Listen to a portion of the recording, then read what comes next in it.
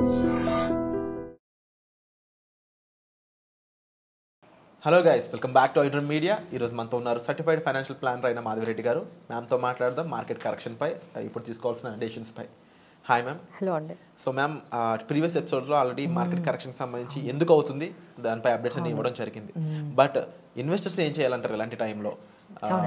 What they should do? Mutual ఫండ్సా, లేకపోతే even ఫండమెంటల్గా కూడా వాళ్ళు ఏం ఆలోచించాలి? అవునండి. సో వెరీ గుడ్ క్వశ్చన్ అండి. ఎందుకంటే ఇప్పుడు అందరూ ఆలోచించే వాళ్ళంటే కొత్తగా పెట్టేవాళ్ళు కానీ, ఆల్రెడీ వాళ్ళ దగ్గర మ్యూచువల్ ఫండ్స్ కానీ, పోర్ట్ఫోలియోస్, స్టాక్స్ అన్నీ ఉంటాయి. అన్నిటిలో వాళ్ళు పర్సంటేజ్ ఆఫ్ కరెక్షన్ చూసే ఉంటారు.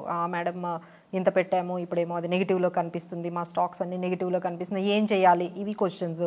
అలానే కొత్త వాళ్ళు ఎలా ఆలోచిస్తారంటే, చాలా వరకు కరెక్ట్ అయింది కదా, అంటే 3000 పాయింట్స్ అంటే ఆల్మోస్ట్ 11% వరకు నిఫ్టీ కరెక్ట్ అయింది. So is it the right time to enter in to the stock market? ఇప్పుడు కొనేయొచ్చా? కొనాలి అంటే ఎలాంటి స్టాక్స్ కొనాలి, ఎలాంటి ఫండమెంటల్స్ ఎలా చెక్ చేసుకోవాలి, ఇలాంటి క్వశ్చన్స్ ఎగ్జిస్టింగ్ వాళ్ళకి, ఇన్వెస్టర్స్కి ఉంటాయండి. కొత్తగా చేసే వాళ్ళకు కూడా కొన్ని మనము క్లారిటీ ఇద్దామని మనం ఈ ప్రోగ్రామ్ ద్వారా చూద్దాము. సో వాలటిలిటీ అనేది మార్కెట్లో కామన్ అండి. అంటే 5 to 10% మార్కెట్ అంటే ఇప్పుడు 10% కరెక్ట్ అయింది కదా, ఈ 10% అనేది ఎవ్రీ ఇయర్ 2 times జరుగుతుంది ఏదో ఒక టైంలో. So this is very common. అలానే 10 to 20% ఫాల్ ఎవ్రీ 2 yearsకి ఒకసారి జరుగుతూ ఉంటుంది. అలానే 20 to 30% ఫాల్ ఎవ్రీ 5 yearsకి ఒకసారి 30% ఫాల్ అనేది జరుగుతూ ఉంటుంది. సో ఏవైతే మనం ఈ కరెక్షన్స్ అంటున్నామో 10%, 20%, 30%, ఇవన్నీ కూడా ఎవ్రీ 1 year, 2 year, 3 year, 5 yearsలో జరుగుతూనే ఉంటాయండి. These are all part and part of parcel of our stock market జర్నీలో. ఇవన్నీ కూడా క్వైట్ కామన్. అంటే కొత్తగా వచ్చే వాళ్ళకైతే దిస్ వాజ్ లైక్ బిగ్, అదే మేము ఇప్పుడే స్టార్ట్ చేసామండి, ఇప్పుడు రాగానే మాకు నెగిటివ్ అయిపోయింది, మేము చాలా రోజులు ఆలోచించి ఇప్పుడే మ్యూచువల్ ఫండ్స్లో పెట్టామండి, ఇప్పుడు అదేమో నెగిటివ్లో కనిపిస్తుంది. సో ఇలా అనుకుంటూ కొత్త వాళ్ళకైతే ఇది చాలా కొంచెం డిఫికల్ట్గానే ఉంటుంది. ఈ సిచ్యువేషన్లో ఏం చేయాలి, మళ్ళీ ఎగ్జిట్ అయిపోదామని చాలామంది, ఇంకెందుకు ఇలా పెట్టగానే మళ్ళీ నెగిటివ్ కనిపిస్తుంది అని చెప్పి ఎగ్జిట్ అయిపోయిన వాళ్ళు ఉంటారండి. But what we do suggest, do not stop SIPs అండి. ఎస్ఐపీస్ మీరు ఏదైతే స్టార్ట్ చేశారో అవేమీ ఆపకండి, అవైతే కంటిన్యూ చేయండి. జస్ట్ ఆ ఎస్ఐపి స్కీమ్ ఒకసారి మీరు చెక్ చేసుకోండి, is it correct or not, అదొక్కటి. అలానే ఈ ప్యానిక్లో ఏంటంటే స్టాక్స్ అన్నీ కూడా సెల్ చేసేస్తూ ఉంటారు. సో అలా సెల్ చేయకుండా ఫండమెంటల్లీ స్ట్రాంగ్గా ఉన్న స్టాక్స్ అయితే మాత్రం please hold it for the long period. అసలు ఫండమెంటల్లీ స్ట్రాంగ్ ఏ స్టాక్స్ని అంటామో మనం ముందుగా ఇక్కడ మనం నేర్చుకుందాము. అలానే if you have cash, you can add some stocks at this kind of ఈ క్రాష్లో కానీ, ఈ ఫాల్లో కానీ, ఏమైనా మీ దగ్గర క్యాష్ ఉన్నట్లయితే కొంచెం పెట్టుకోవచ్చండి. బట్ ఎందులో పెట్టాలి అనేది కూడా మనం చెప్దాము. సో కొన్ని ఫండమెంటలీ కొన్ని స్ట్రాంగ్ మ్యూచువల్ ఫండ్ స్కీమ్స్లో, అంటే కొత్తగా వచ్చే వాళ్ళకి డైరెక్ట్ అయితే మేము చెప్పమండి. అంటే డైరెక్ట్గా డీమ్యాట్ అకౌంట్ ఓపెన్ చేసేసుకోండి, మీరు ఈ స్టాక్స్ కొనుక్కోండి అనేది అయితే మేము సజెస్ట్ చేయము. ఎందుకంటే మార్కెట్ 10% కరెక్ట్ అయితే మా దగ్గర ఉన్న ఇన్వెస్టర్స్ అందరూ అబ్జర్వ్ చేసిందంటే, మేడం మా మ్యూచువల్ ఫండ్స్ ఓన్లీ 3% కరెక్ట్ అయ్యాయి.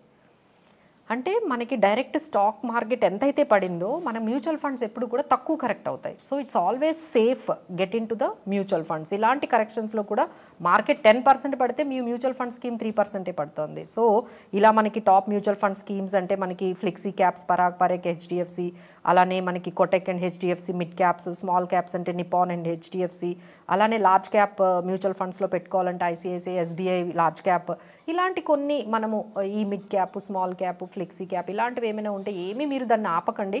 Let it continue. The SIPs అయితే కంటిన్యూ అయితే చేయండి. ఆ తర్వాత స్టాక్స్ దగ్గరకు వచ్చేటప్పటికి ఏంటంటే మనం ఆల్రెడీ అంటే కొన్ని ఎగ్జాంపుల్స్ చెప్తా ఉండండి. మనం ఇలా స్టాక్ కొనగానే మీరు ఒక 500 పెట్టి కొన్నారు, అదేమో 300 అయింది, ఏం చేస్తారు? సో మేము కొన్ని ఎగ్జాంపుల్ చెప్తామండి. ఇప్పుడు ఐసిఐసిఐ అనేది 260 రూపీస్ నుంచి ఒక టైంలో 50 రూపీస్కి కూడా అయిపోయింది, మళ్ళీ 50 నుంచి now it is 1300 rupees.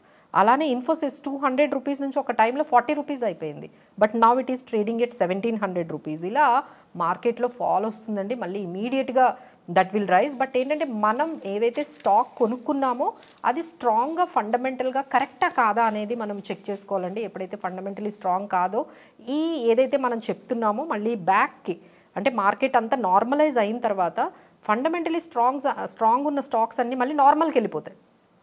But ఏవైతే వీక్ ఉన్నాయో అవి అక్కడే ఉండిపోతాయి.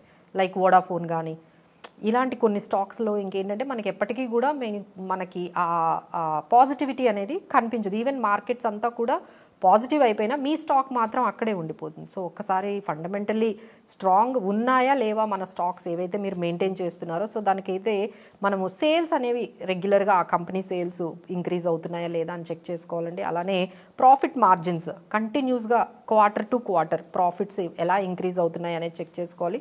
డెట్, కంపెనీ డెట్ అనేది ఎప్పుడు కొంచెం లోగా ఉందా లేకపోతే డెట్స్ అనేవి చాలా ఎక్కువగా ఉన్నాయా, ఒక్కసారి ఆ డెట్ ఈక్విటీ రేషియో చూసుకోవాలండి.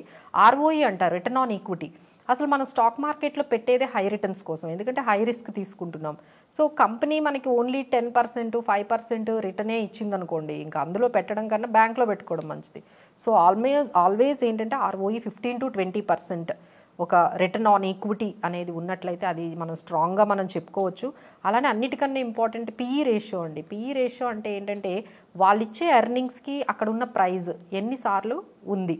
అంటే ఎగ్జాంపుల్ వాళ్ళు ఇచ్చే ఎర్నింగ్ 1 రూపీ అనుకోండి, మీరు 100 రూపీస్ పెట్టి కొనుక్కుంటారా?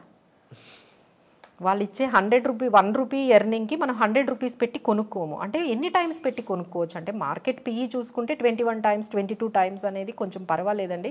ఇంకా ఎక్కువ అయిపోయిందంటే మాత్రం కొంచెం అది కొంచెం స్పెక్యులేటివ్, అంటే ఎక్కువగా ఓవర్ ప్రైస్డ్ అనేది ఉంటుంది. So PE ratio, industry PE ratios అన్నీ చెక్ చేసుకోండి. మనం PE రేషియో తక్కువ ఉండాలి, ROE ఎక్కువ ఉండాలి. సో ఇలాంటి కొన్ని మీరు ఫండమెంటల్గా కొంచెం చెక్ చేసుకున్నారు అంటే మీరు ఈజీగా, అంటే అంత ఈజీ కాదు మనం చెప్పినంతగా అందరికీ రాదు, బట్ దే కెన్ లెర్న్. టోటల్గా కొంచెం ఏమైనా క్లాసెస్కి అలాంటి వాటికి అటెండ్ అయితే ఈ ఫండమెంటల్లీ స్ట్రాంగ్ స్టాక్స్ గురించి ఇంకొంచెం ఎలా మనం చెక్ చేసుకోవచ్చు అనేది మనం చెప్పొచ్చు. అలానే కొన్ని మనం ఎగ్జాంపుల్స్, ఇప్పుడు కోల్ ఇండియా ఉందనుకోండి, దాని ROE మనకి ఆల్మోస్ట్ 50% ఉంది, PE 7 ఎంత తక్కువ ఉంది చూడండి. అలానే మనకి BPCL ROE 40% ఉంటుంది, PE 9. So these are all like certain stocks will be there where you can have more ROE, return on equity, but PE is very less. అంటే మనకి చాలా పెద్ద కంపెనీలు, మంచి కంపెనీలు తక్కువ వాల్యుబుల్ ఉన్న ప్రైస్కి దొరుకుతుంటే అలాంటి స్టాక్స్ మీద మనము కాన్సన్ట్రేట్ చేయాలండి. So there is a very huge subject దీని గురించి. మనం ఒక 1-2 minutesలో అయితే ఒక 10 minutesలో చెప్పలేము. So they can learn.